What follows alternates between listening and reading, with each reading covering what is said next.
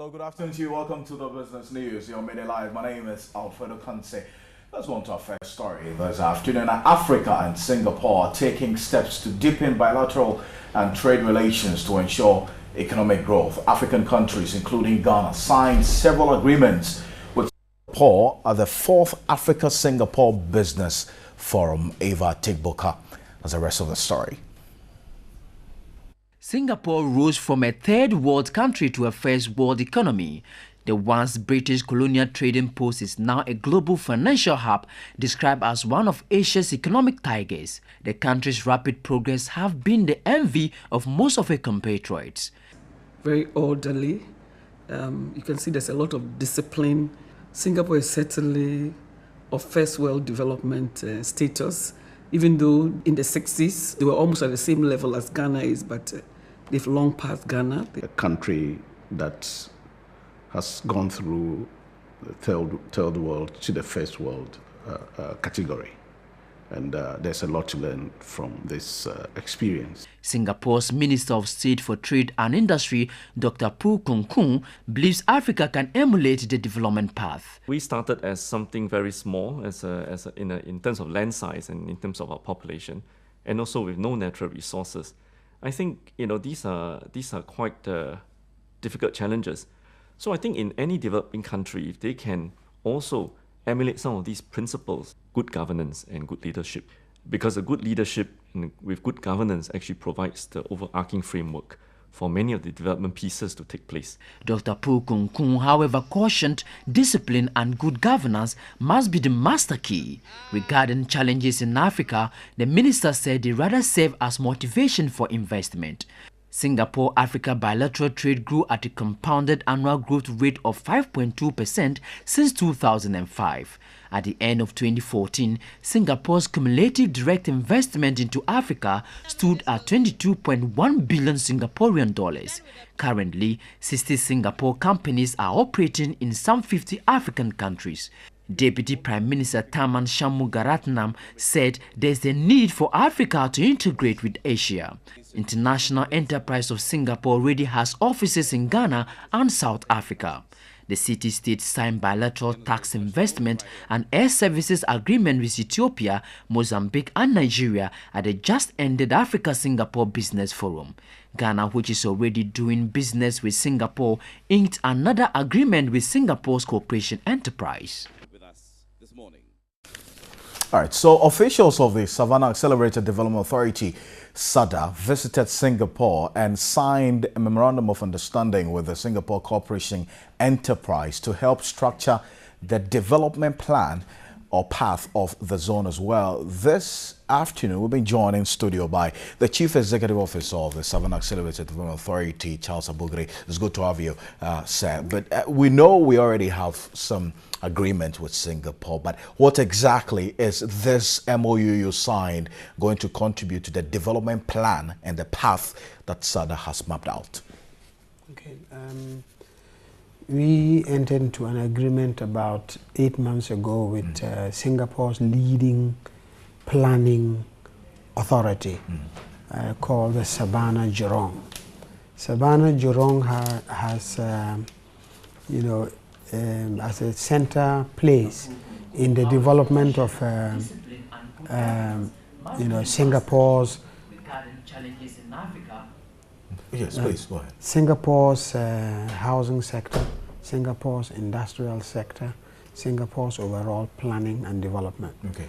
And so what they are doing for us is to plan the Sada zone for a 20-year development period. 20-year development period. And we are coming to a close in this planning process.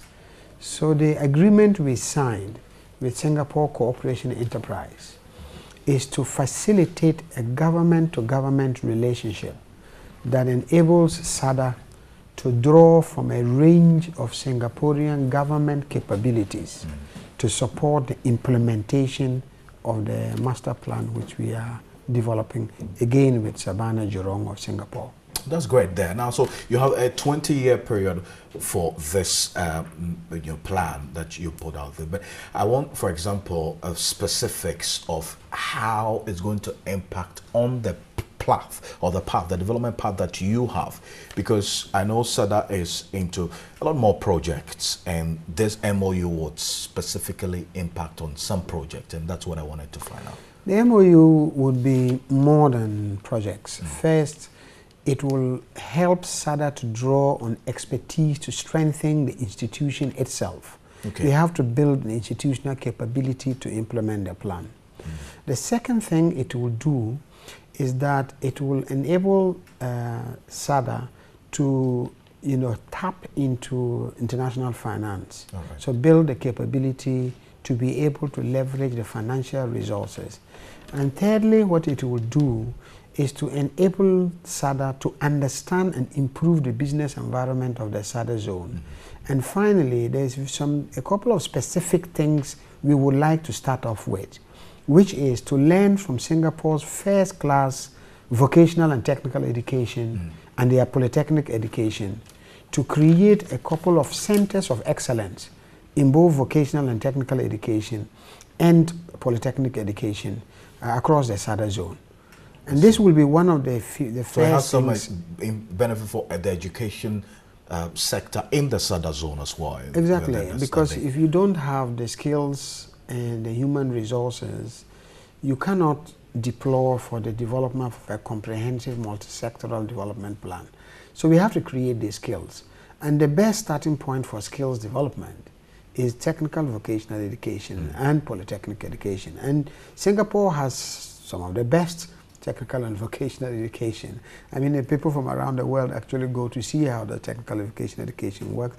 My board member, Professor Mariama, went to see their technical and vocational education institute and was very impressed. We need to start practical.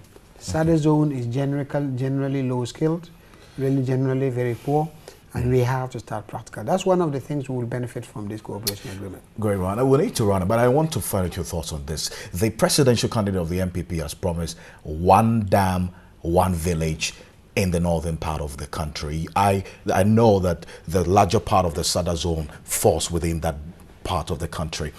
I find out your thoughts about this and whether it is indeed feasible for that particular region we're talking about.